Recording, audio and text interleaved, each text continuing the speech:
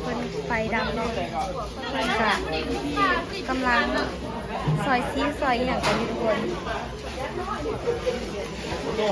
ต้องคุณกำลังจะเดินทางไปใส่เนาะว่าจะกลับลาวบอหรือว่าอาจจะไปไทยบอกลับบ้านบอหรือว่าจะไปไทยบอเดี๋ยว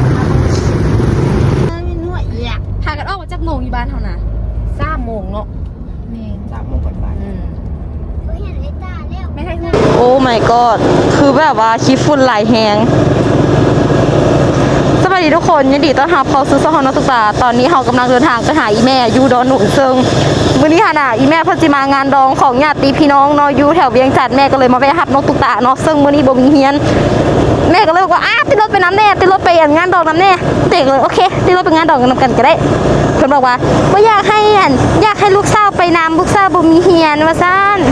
ลูกเต็งก็เลยได้ไปนำแต่เส้นทางบอกเลยว่าโคตรที่จะแบบ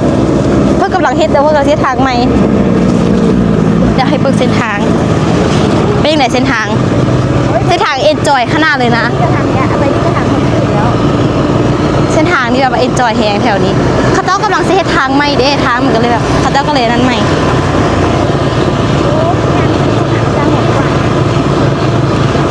ว้าวขี้ฝุ่นนับโบวันยกให้เลยผมก็ต้องไปซาผมอยู่แหละคือไปหาซาผมอยู่แถวเฮินดอกอยู่แหละเพราะว่าขี้ฝุ่นมันหลายแห้งมันผมมันคือเวลาแต่งหน้านี่ไม่ต้องปัดขนตาอะไรเด้อสิบอกคันมาขี่รถเนี่ยไม่ต้องปัดขนตาเพราะว่าคันจะปัดขนตาสีดำจะไม่ต้องปัดเจ้าสิได้ขนตาสีตับหมู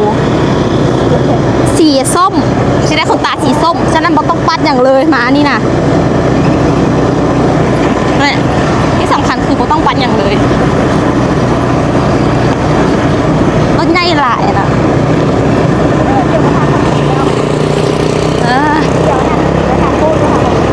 หวังว่าให้เจอเร็วๆ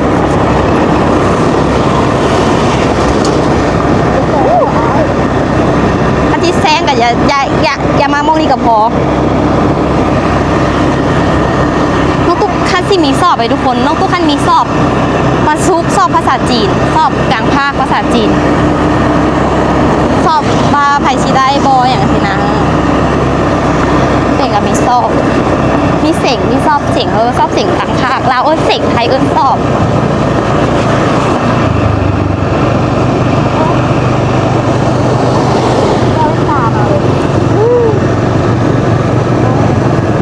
โอ้ขี้ฝุ่นนี่ว่ามันท่วมขาเลยก็ได้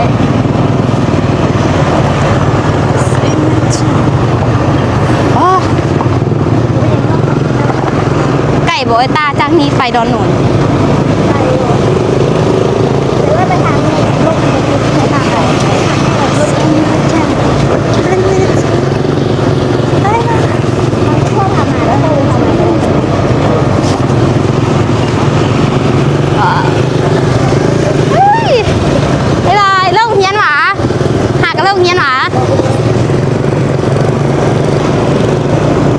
ถามว่าฮู้จักบ่ไม่ได้ฮู้จักแต่ว่าทักถามว่าฮู้จักบ่คือน้องตุ๊กไม่ได้ฮู้จักแต่น้องเพิ่นยิ้มใส่เด็กก็เลยทักทายน้องนะ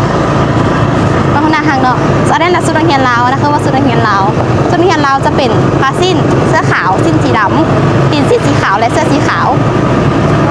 ก็จะมีป้ายซื้ออยู่นี่แล้วก็มีป้ายของเรียนนำอันนี้เป็นเขาว่าอย่างก่อนว่าอันนี้เป็น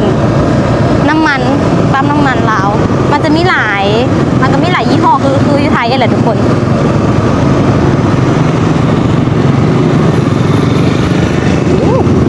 เดี๋ยวให้เบิ้งด้วยทุกคนเด้อนะเดี๋ยวให้เบิ้งสุดของนักเรียนลาวนี่เดี๋ยวนี่อันนี้เป็นที่ผ้าสีแดงจะเป็นสุดของเยาวชนผ้าสีแดงมัดโบจะเป็นสุดของเยาวชนรถติดที่แรกค่ะแม่ว่าแม่สิเข้ามาฮับที่แรกไว้แม่สิเข้ามาฮับแต่เพิ่นบอกว่ารถมันติดแฮงเพิ่นก็เลยว่าออกมาดีก่อนนะเขาสู่ทางยางละแถวนั้นเขาจะสิปูทางยางเด็กเขาก็เลยแบบเฮ็ดทางแบบอันเคลียร์พื้นที่มันก็เลยมีขี้ฝุ่นแต่ว่าอันนี้ต่อไปนี้ก็จะเป็นทางยางละก็ที่ดีขึ้นละ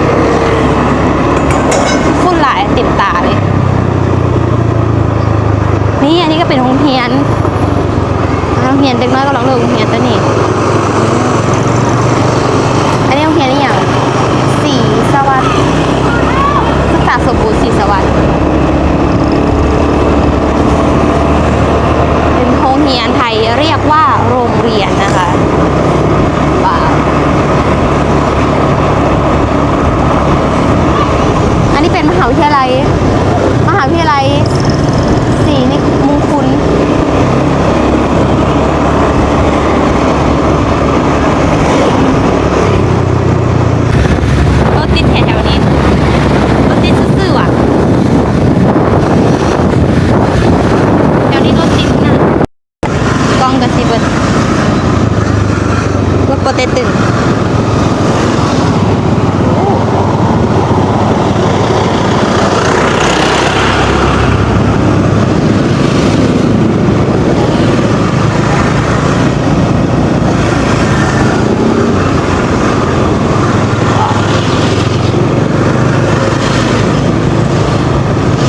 ระวังด้วยนะจงนะจ๊ะ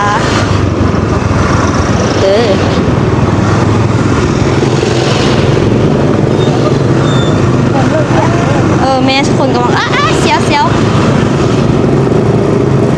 เสียวเสียวเสียวแฮงโรงแรมโหนซับโหนซับโหนซับ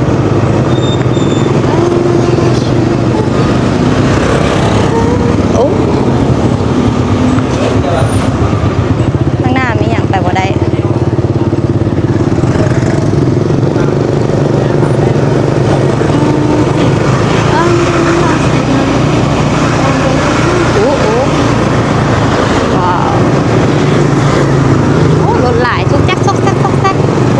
ขี่ฝั่งขวาเด้อครับขี่ฝั่งขวาเดี๋ยวอยู่ไทยนี่ซ้ายคนไทยขับฝั่งซ้ายเราขับฝั่งขวาโอ้โหว้าวไฟแดง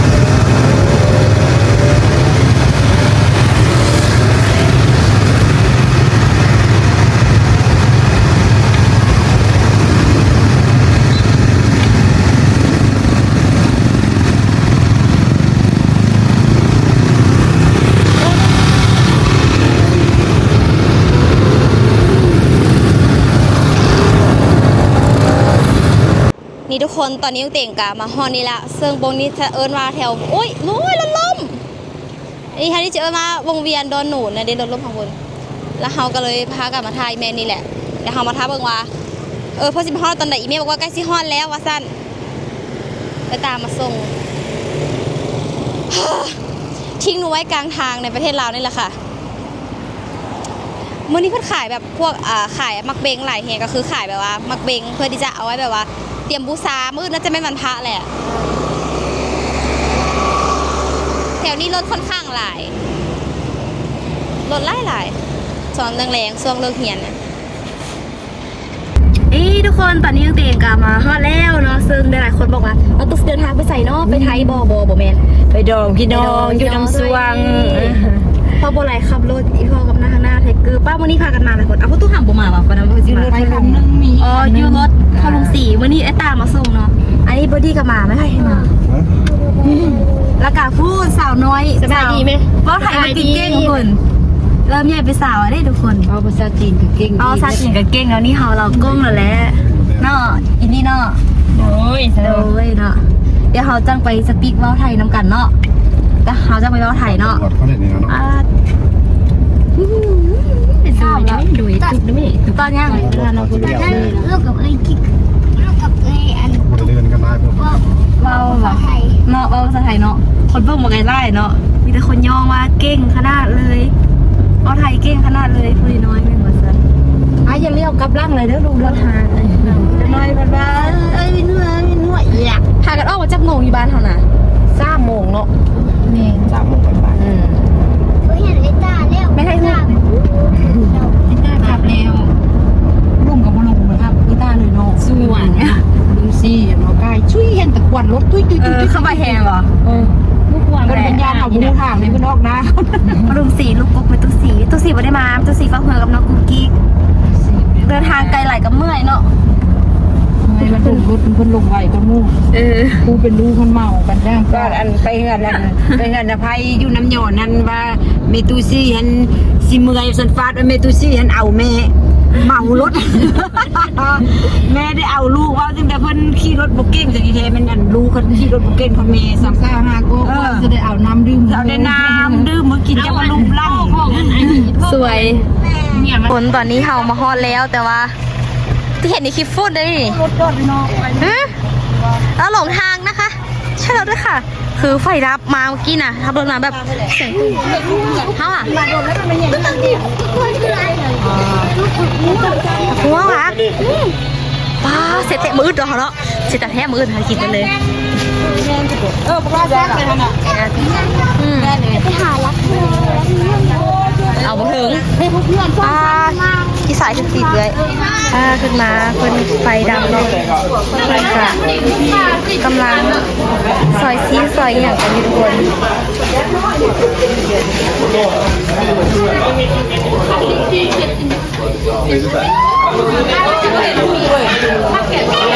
ตึ๊บเลยไฟดับเนาะแบบว่ามันเป็นแบบว่าโมเป้งอันเดียวนะไฟดับประดับคนเลย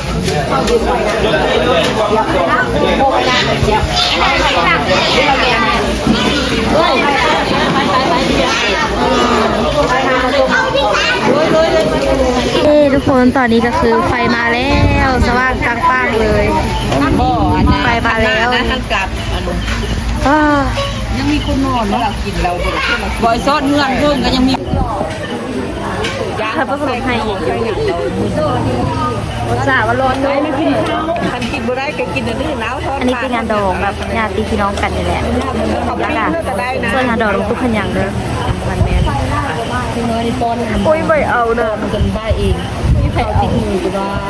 ไทเกอร์บอดี้ อ อ่ะ ย่างลาแต่ว่าเขาฮอนๆแล้วเส้นทุกอย่างเนาะมันเมียกเนาะ มีทุกคนตอนนี้เฮาพากันกินข้าวไฟมากินข้าวยังน้อยมาอาบน้ำแล้วก็พากันเตรียมสินอนละอันนี้ยังติอาบน้ำแล้วเหรอเด้อทุกคน อันนี้มานอนอยู่เฮือนญาติอีกเฮือนหลังหนึ่งเนาะอันนี้นะภัยเป็นอย่างเกาะเป็นเป็นน้องภัยไหม น้องไพ่ของแม่ตุ๊กตา มาเจมาถึงอ่ะนะนั่นแหละผู้งามได้ดาวงามคือเฮาสมพอปอถงจากมักผู้งามดิ ไปนะคะตุ๊กน้องไพ่ยังไม่ได้แค่ ได้ยัง ไม่ได้แค่ กาแฟ ไม่ได้แค่ ไม่ทูแคลนี่ถามว่ามีไม่ทูแคลบอก ไม่ถึงเชี่ยวอ่ะ เนี่ย บ่ได้ซื้อมาซะแล้วนะ เพิ่นกระปูที่นอนให้แบบนี้เลย ในการต้อนรับแขกอยู่ลาวจะเป็นประมาณนี้เลยทุกคน ในการต้อนรับแขกอยู่ลาวก็จะปูแบบที่นอนแบบนี้ให้เฮานอนแล้วเต่งกันเลยเลือกที่นอนมั้งนี่นะคะเดี๋ยวเก็บผ้าห่มอีกก่อน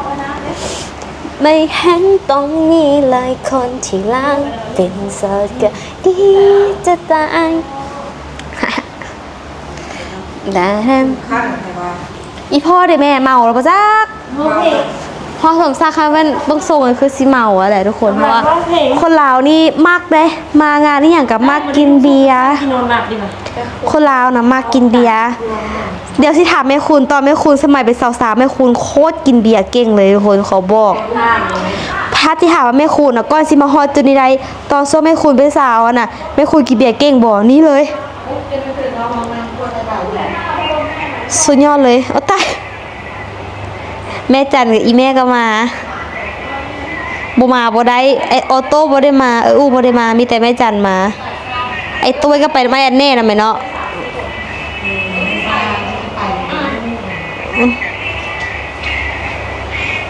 มีกันอภัยมีแต่ญาติพี่น้องนำกันเลยอันนี้เป็นคือแบบเป็นหลานเป็นลูกเป็นหลานอีหยังกันแบบลูกไอ้ลูกน้องอีหยังกันต่อแบบเพิ่นเอาแบบ 3 คน 4 คนคนละห้องนี่นะกะแต่งงานสินะทุกคนเนาะกะเพิ่นอายุประมาณ10ไปนอนเฮาประมาณ17 ปีนี่มั้งเป็นน้องตุกปีหนึ่ง เลยตุ๊กห้องเลยเอาเงินมีกระเป๋าเครื่องมาไปเกิ้มบ่ยอมน่ะ นั่นแหละทุกคนเนาะ